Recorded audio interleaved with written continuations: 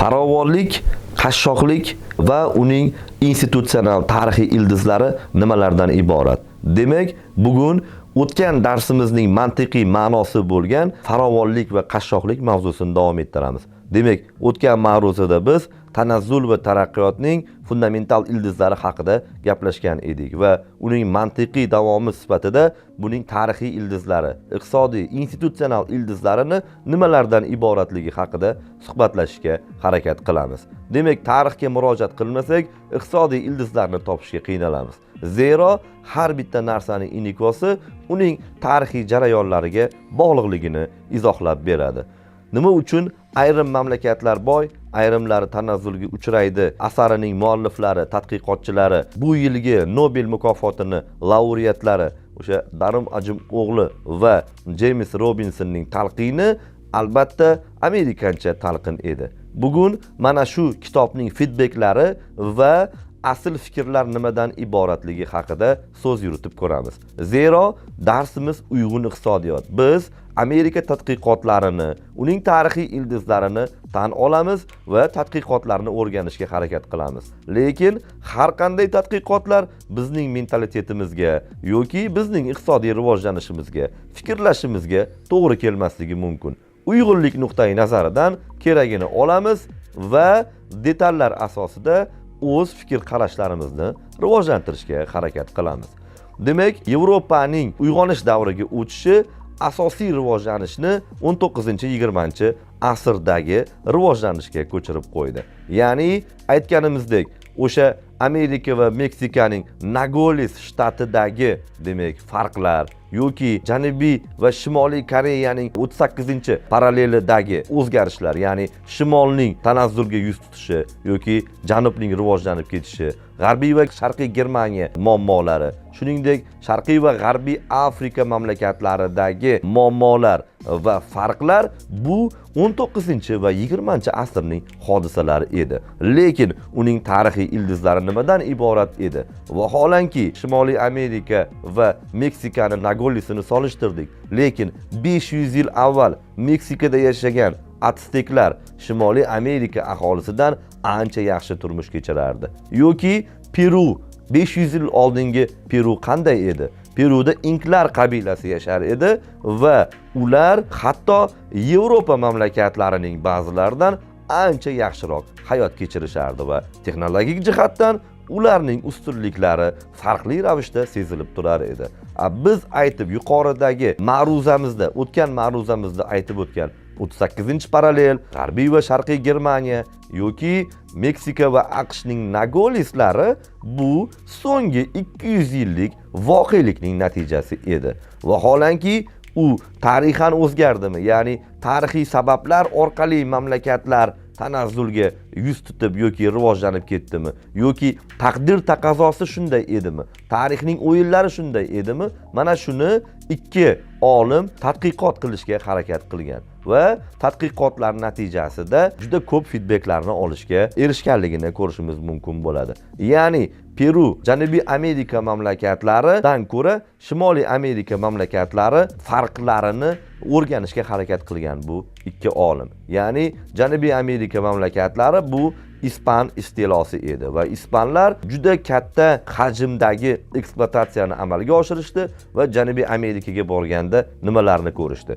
Juda ko'p zich joylashgan odamlar, quruq iqlim va ekspluatatsiya sharoitiga moslashtirish ehtiyojlarini tug'diradigan vaziyat edi va ispanlar maksimal bu vaziyatdan foydalanishga harakat qilishdi. Shimoliy Amerika hududlarining, xususan o'sha boshlangan Virjiniyaning holati boshqacha edi. Ya'ni inglizlar istilo uchun borganda nisbatan zichlashmagan, yoyiq joylashgan insonlar edi va ko'chib borgan inglizlarning qulayligi jihatdan ancha yaxshi turmush darajasini kechirish imkoniyatlari ko'rinib turardi va inglizlar joylashishni boshladi va juda kichik farqlar bilan inglizlarning istilosi sezilib turardi. Ya'ni inglizlar istilosida total boshqaruvni, nazoratni qo'lga olish va bor resurslardan foydalanib insonlarni ekspluatatsiya qilish jarayoni emas, balki inklyuziv institutlarni yaratishga bo'lgan intilish. Ya'ni kurashda biroz farqlar bor edi.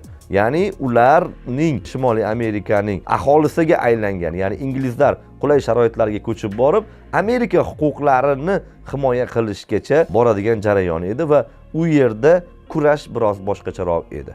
Janubiy Amerikada ispanlar total nazoratni o'rnatgan edi, Shimoliy Amerikada ingliz istilosi total emas edi. Ya'ni u yerda ba'zi bir kurashlar mavjud edi. Ingliz fermerlari amerikalik deb o'zini hisoblab, xususiy daxlsizligini saqlashga harakat qilar edi va shtatlardagi ma'lum bir hamdo'stlik kelishuvlari bor edi. Aslida bu ikki kolonistik siyosatni umumiy tarixiy jihatdan katta farqi yo'q edi. Biroz nozik va juda kichik farqlar bor edi. Ya'ni nazoratda ispanlar to'liqroq total nazoratni qo'lga olishgan edi. Inglizlar esa biroz kurashlarga, fikrlarga yoki uyushmalar tashkil qilinishiga asoslangan biroz farqliroq istilo edi.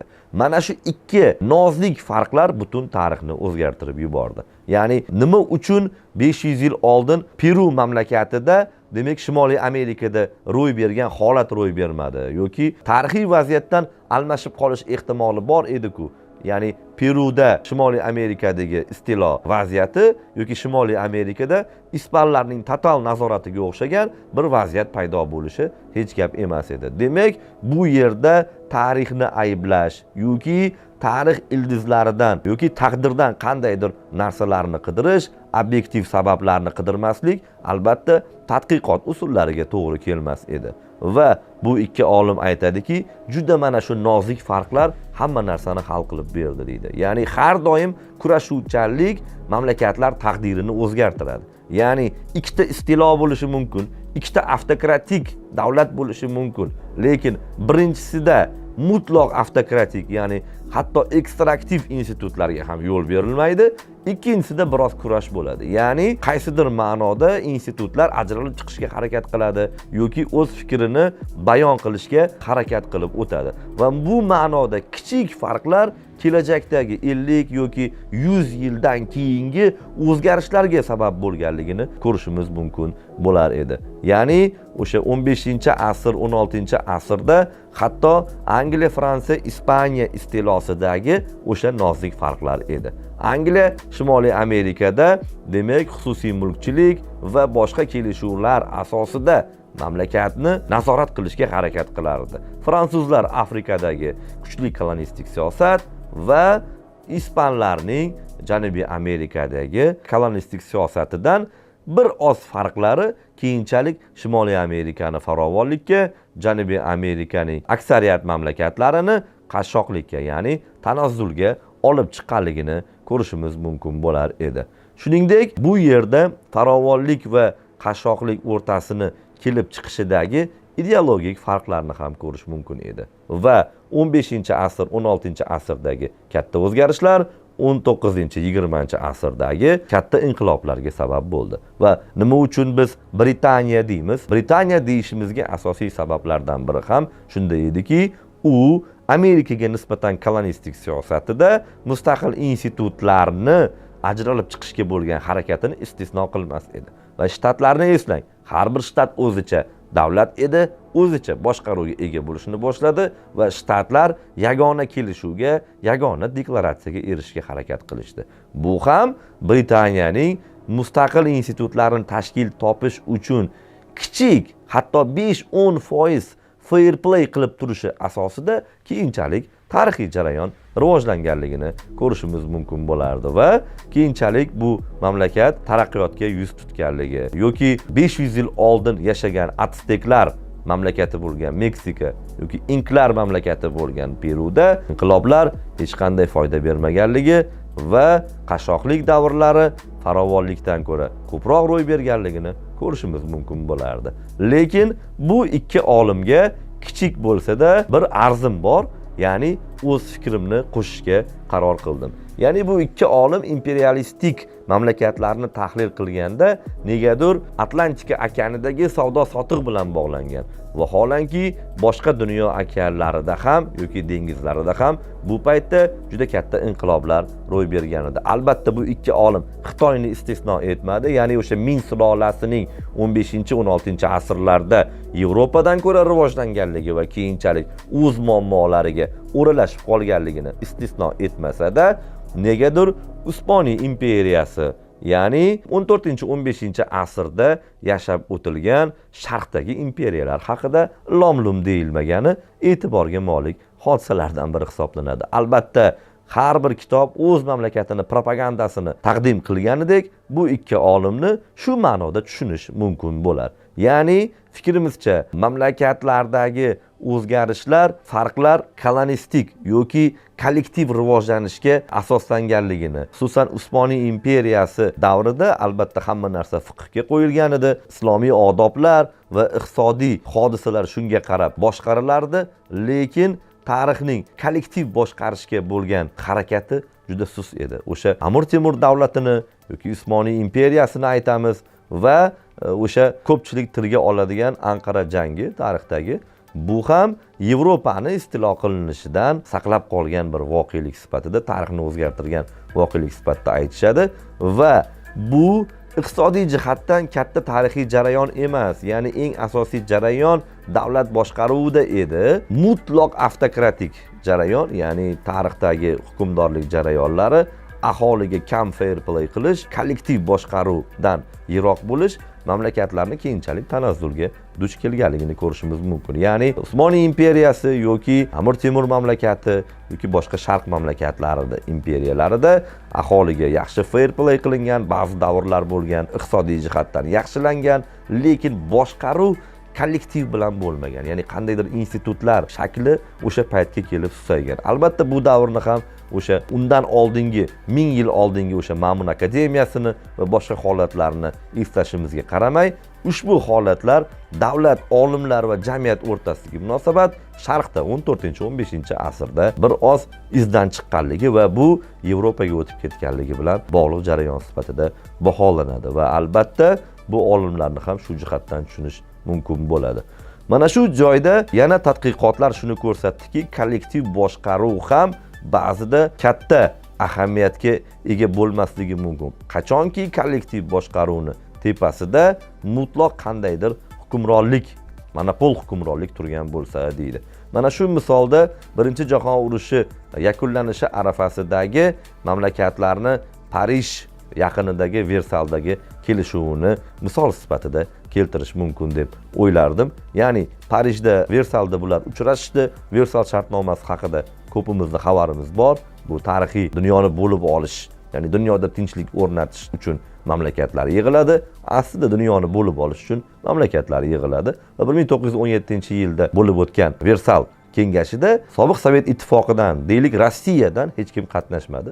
Rossiya o'sha qizillar, demak bolsheviklar va oqlar, ya'ni oq podsho o'rtasidagi, tarafdorlari o'rtasidagi fuqarolik urushi o'chog'ida yotgan edi va ular kelishuv asosida Rossiyaning manfaatlari keyinchalik qanday bo'ladi, o'zi Rossiya nimani xohlayapti qabilida, demak Rossiyaga elchilarni, diplomatlarni, o'sha paytdagi eng yosh umidli diplomatlardan biri William Bullitt va o'sha paytning Yevropadagi eng mashhur jurnalistlardan biri Lincoln Stephens ismli jurnalistni yuborishadi. Bu juda mashhur jurnalist edi. Ya'ni qo'shtirnoq ichida axlat titkilash yoki mamlakatlardagi davlatni ma'lum bir qirralarini, salbiy odatlarini ochib tashlaydigan jurnalist sifatida juda taniqli edi.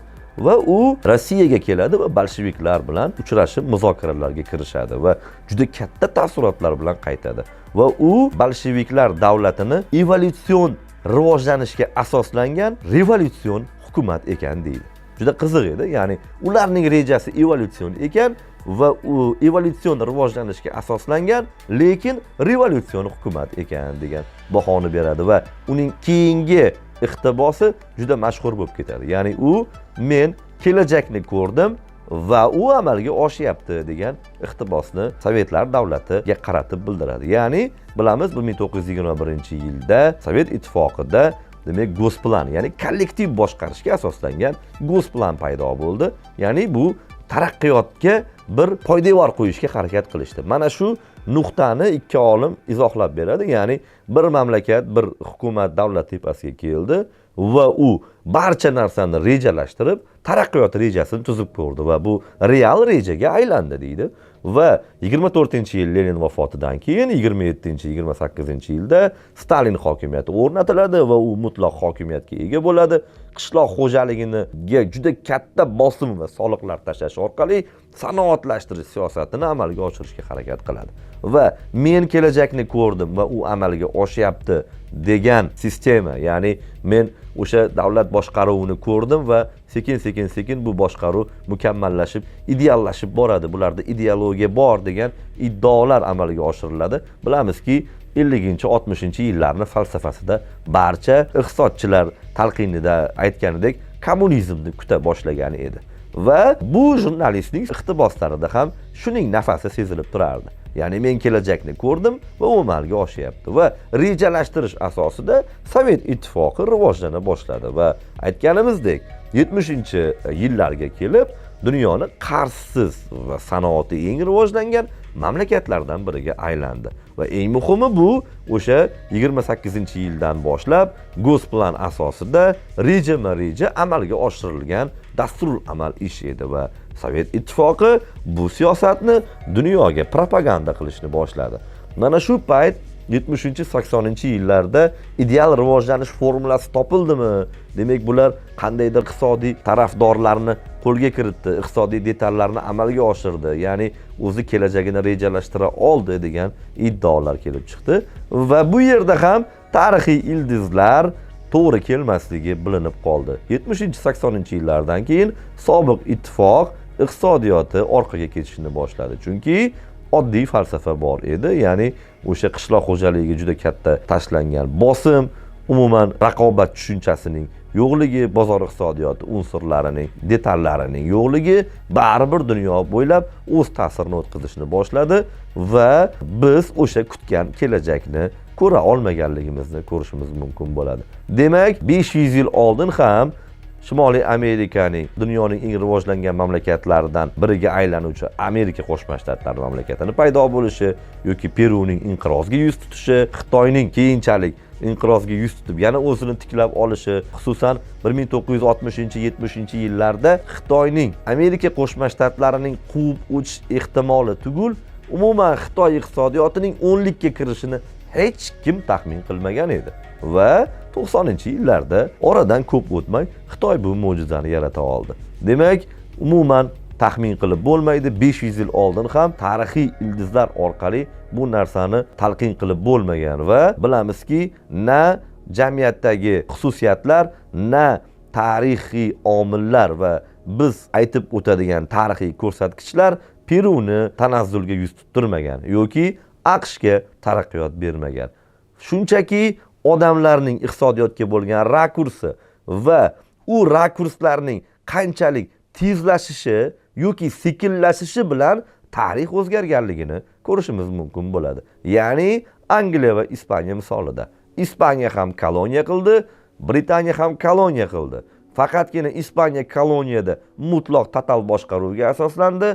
Angliya koloniya qilishda biroz kurashlarga duch keldi. Ya'ni bu yerda ba'zi bir mustaqil xususiy fermerlarning, uyushmalarning yoki hamdo'stlik qandaydir institutlarning paydo bo'lishiga biroz zamin yaratishga, ya'ni o'sha tizimga nisbatan fair play qilishga majbur bo'lganligi keyinchalik tarixiy hodisalarni o'zgartirib yuborganligini ko'rishimiz mumkin bo'ladi. Demak, mamlakatlarning farovonligi yoki qashshoqlik indekslari, mamlakatdagi kambag'allikka bo'lgan harakatning o'zgarishi, ya'ni kambag'allikni qisqartirishga bo'lgan harakat, rivojlanishning faqatgina rivojlanish emas, balki uning barqarorligi bilan, unga bo'lgan rakurslar bilan o'zgarishini ko'rishimiz mumkin bo'ladi. Va ikkita yo'lni aytib o'tadi bu ikki olim. Demak, bu birinchisi ekstraktivlik deydi.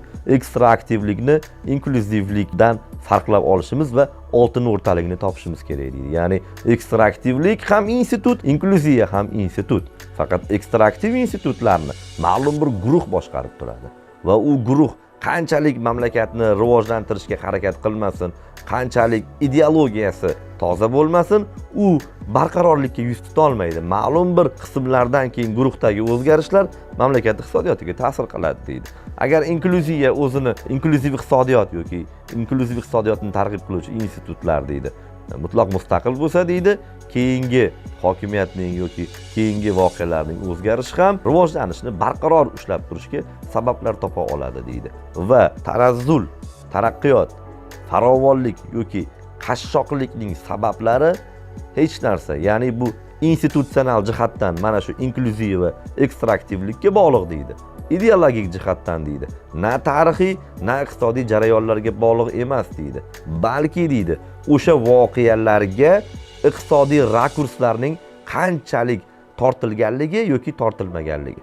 Ya'ni boshqaruvning qanchalik ijobiy xususiyatlarga elastikligi yoki elastik emasligi bilan bog'liq degan fikrlarni aytib o'tadi. Va albatta bu yerdagi o'sha Amerika propagandasining sezilganligi bu inklyuziv institutlar bilan bog'liq bo'ladi.